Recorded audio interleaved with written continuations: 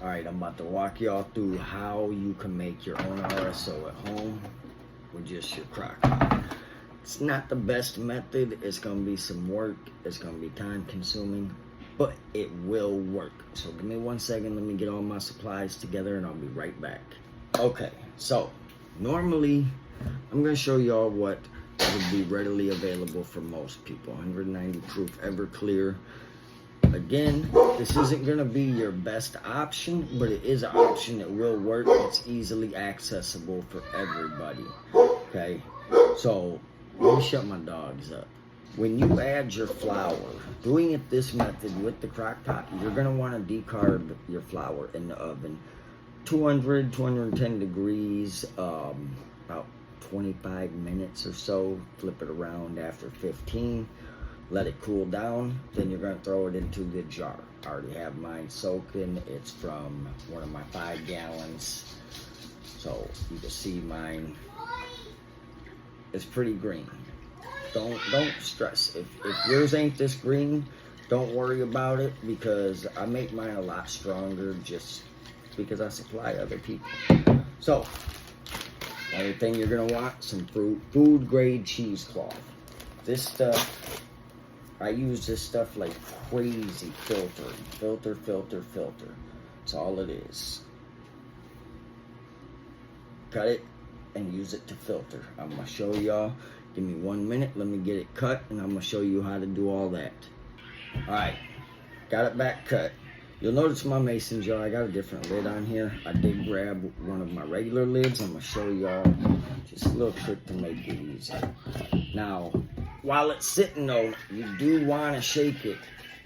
Not a bunch, you know what I'm saying? Just let it sit for 24 hours. Give it a shake every so often. After the 24 hours,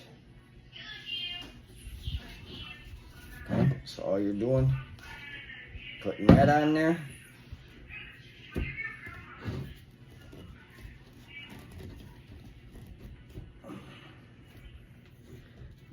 Sorry, y'all, my jars got oil all over them, so they aren't always the easiest. But there you have it. That's all it is. And then from here,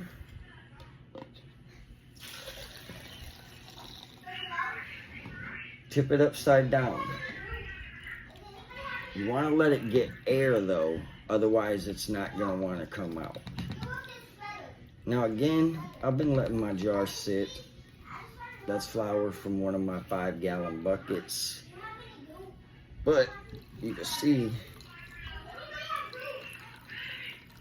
filters it all out. So let me get this done. I'm gonna rinse my jar out and then I'll show you the next step. Okay, now got this cleared out. Now all you do, take your filtered stuff, and you can see there ain't nothing in it. Now, I'm gonna show you. You're gonna get a little waste. Throw that stuff out, man. That's just dirtiness. Just pitch that. You have this, okay?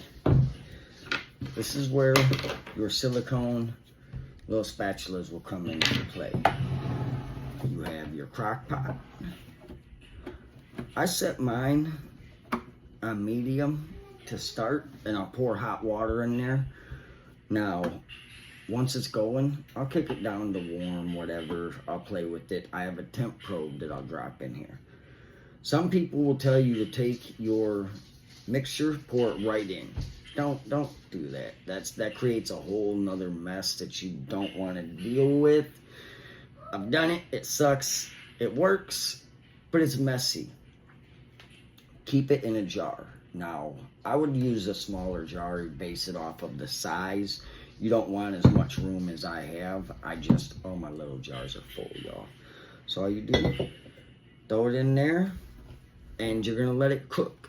You'll let it cook. Now, you're gonna be at this for like 12 hours, roughly, give or take, depending on how much you make. You know what I'm saying? You get roughly 4 grams of RSO per ounce. So you kind of got to figure that in. The more you make, the bigger this is going to be. The more fluid, the more liquid you're going to have to evaporate. But all you're doing is leaving it in here. Keep this full. As the water level goes down, pour some more water in. I would say pour hot water in. This way it's not messing with the temperature. Use your temp probe to make sure that it's not getting too hot. You'll watch your alcohol. Okay, I would recommend doing this outside. I'm not actually gonna fully run it through in my house just because I have kids and stuff. I don't want that stuff in my house, even without kids. Take it and just run it through. Every so often, you're gonna take this, just stir it around. All you're doing, you wanna be able to reach the bottom of your jar, scrape it, make sure nothing's building up there.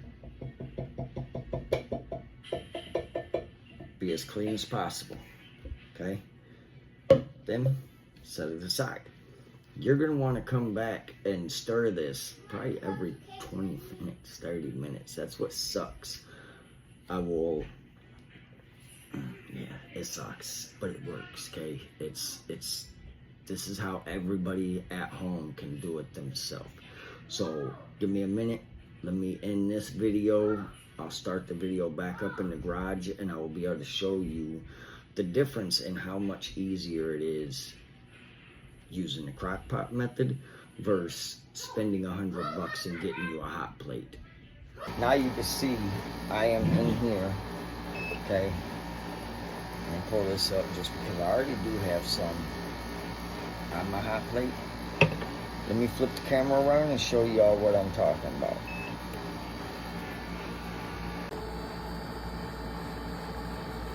Now you see all them bubbles in there? You don't want none of those bubbles coming out of your oil.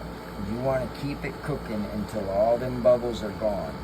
But you can see with the hot plate, that bad boy spins and spins and spins for me.